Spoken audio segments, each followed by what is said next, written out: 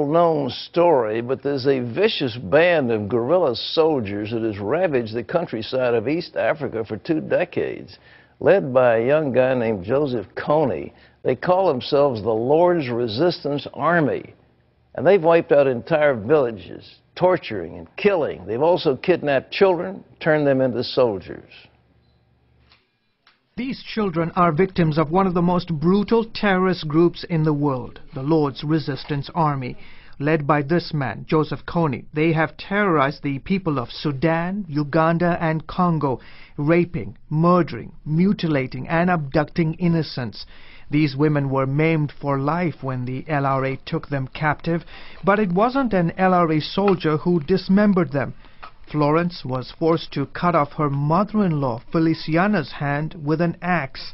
Maimed and bleeding, Feliciana was then ordered to do the same to her pregnant daughter-in-law.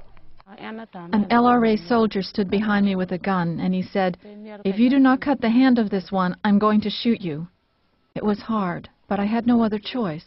I did it to save our lives. The LRA does not spare children from such acts of violence. In fact, children abducted by the LRA are turned into child soldiers and forced to commit atrocities against their own families. But one American missionary is fighting back. In the past 10 years, Sam Childers has saved more than 1,000 children from the LRA. About 300 of them are living at his children's village orphanage in Nimale, Sudan. The compound is protected by soldiers of the South Sudan Army, and here the children find safety, food, and shelter. But even those safely inside cannot escape the awful memories of what they've seen. If you sleep here on the compound, there's not a night goes by that you won't hear the cries and the screams in the middle of the night. These children got to relive what happened to them. In his book, Another Man's War, Childers recounts his life as a former drug dealer who turned to Christ and now spends his time fighting for the lives of children in East Africa. Fascinating story. And Sam Childers joins us now. Hey, Sam, welcome back. God bless you. It's good to see you. You know, your book is something else. I mean, your life is you know, so whether you call it a horror story or a great adventure, I don't know which, but it's, you've done some amazing things. I tell you what, God has really been good to me, and I hope the book will go out to help to change a lot of people's lives like it did mine. And I'll be honest with you, I read the book through a couple times myself already, and it's hard for me to read. Yeah, it's very hard for me to read. I weep when I'm reading it, but at the end I can look at what God has done for me over the years. Well, you were one tough hombre a few years ago. No, I wasn't a tough person. I was mean. Oh, you were, is there a difference? There's a big difference. Tough person don't get beat up. I was beat up a lot, but I was a very, very mean person growing up through high school and even when I got out of high school. And I used to like to fight, but I still like to fight. I'm a preacher, but I still like to fight. You still like? Yeah. Well, you take weapons, or somebody gives you weapons. You don't just go in there like a sweet missionary with a Bible in your hand. Absolutely. I'm a soldier. Matter of fact, they call me, okay, the machine gun preacher is my nickname. All right. And somebody just made a website for us that's called the Machine Gun Preacher. But they say I'm good with a machine gun, but I'm better with a pistol. I don't want to run you short. Well, what do you have to do? This Kony, he's been roaming around. Why doesn't somebody kill him? You know, I've been trying for a long time, and there's a lot of other people trying. I believe it's the same thing. Why can't we get bin Laden? And it doesn't mean we should stop, but we need to be trying, and we need to try a lot harder. But I believe a lot of this is turning into a spiritual war. This Kony is plumb full of the devil. He gets all of his power from Satan. I mean, he even says it. He hears his orders also from spirits, you know. Well, the viciousness, I mean, the dismembering of these people, beating up, ripping up pregnant women, cutting off their hands, cutting them children's arms off at the shoulder. This is horrible. Absolutely. Well, he does this so his victims will scare the other people so it will make them leave the area. Something he's been doing recently is even skinning victims alive. I mean, it's just unheard of. Well, I thought Museveni had made some kind of an accommodation with him where he was going to behave himself. Did that break down? Yeah, there is no more peace talks right now. They are hunting him down. And I believe that's what they need to stick to doing. I mean, you can't make peace, okay, with the devil. Sure. Yeah. Well, I mean, this territory isn't all that hard to get around. There are people there that obviously don't like him who would tell the soldiers where he is. I can't imagine he can hide out. I mean, bin Laden can hide up in those mountains, but absolutely, there's nothing in East Africa to protect him. Jungle can be very hard to find somebody, and especially these people are able to hide under a rock. I mean, you can walk right by somebody in the jungle, so it's a lot harder than we think. Yeah, to find someone like him. Now he's in the Congo, but he still has LRA soldiers that's in Sudan also killing people. From Christmas Eve night, he killed 670 people up till January 19th. From Christmas Eve night, he killed 670 people up till January 19th. You don't mean it. That's awful. Yeah. Well, what's his game? I mean, he can't take power, or is he just out there to terrorize people? He doesn't have no agenda. He just wants to kill. I mean, he says he wants to take over the government, but, I mean, he just wants to kill people.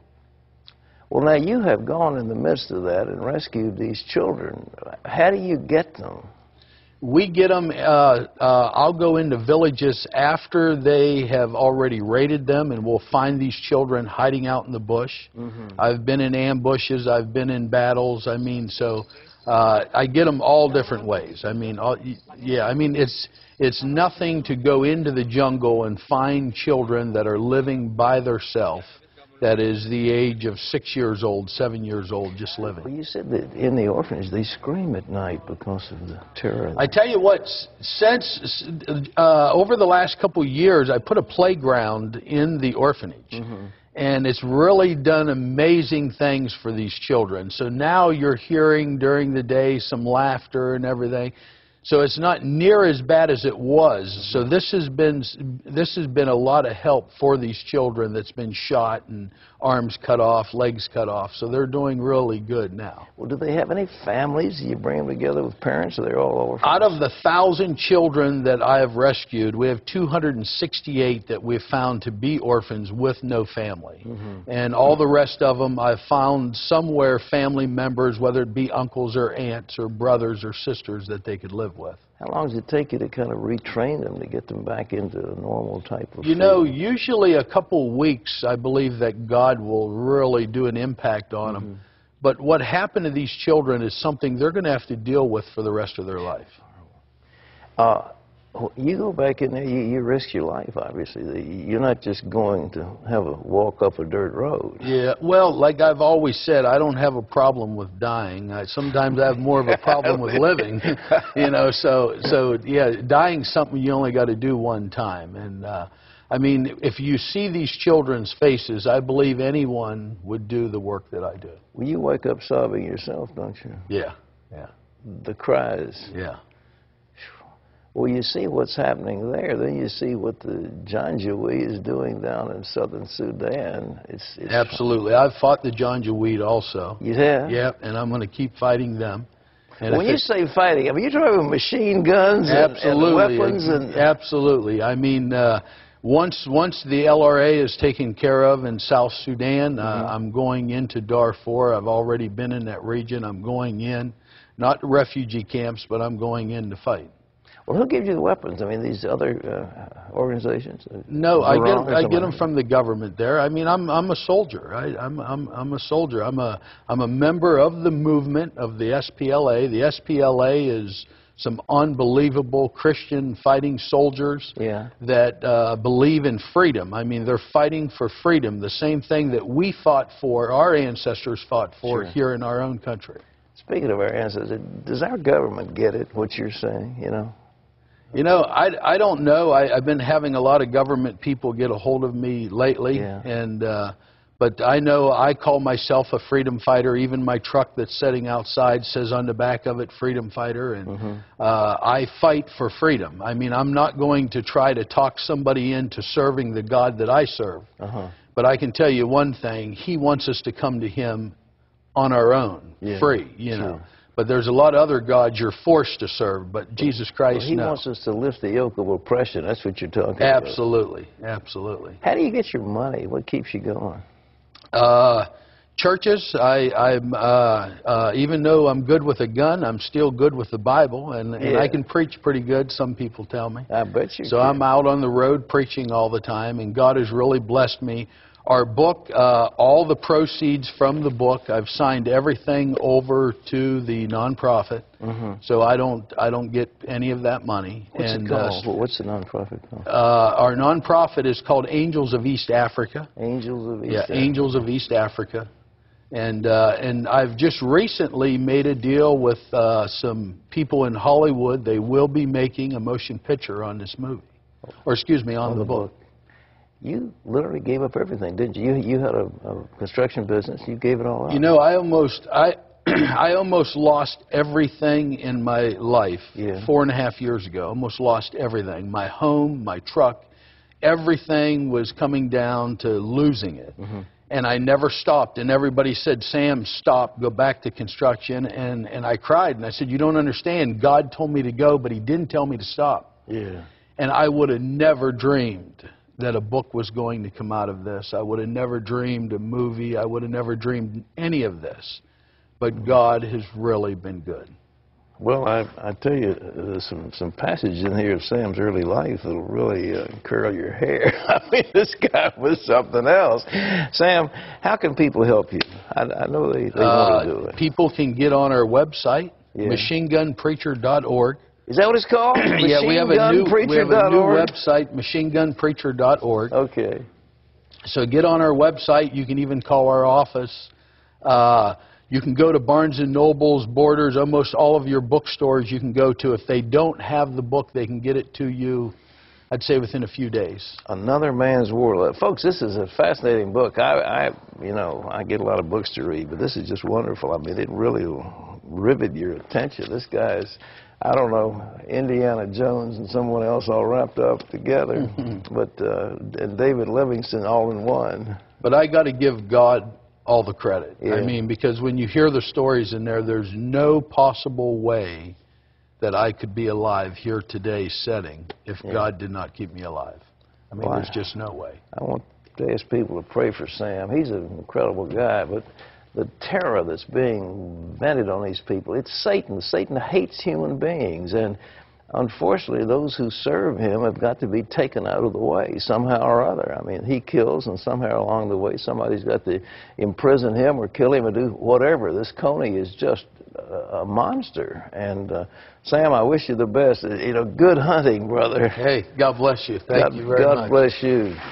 Keep it in mind, Machine Gun Preacher. You can look it up on the website. And this book, Another Man's War, fascinating. You really want to read it. Well, if you don't fight the corruption and you don't stand up for what's right in life, you can end up being a serf and a slave, and you're leaving your children a world that you wouldn't want to live in yourself. So how can you, in decency, behave that way? You have to stand up for what's right in life.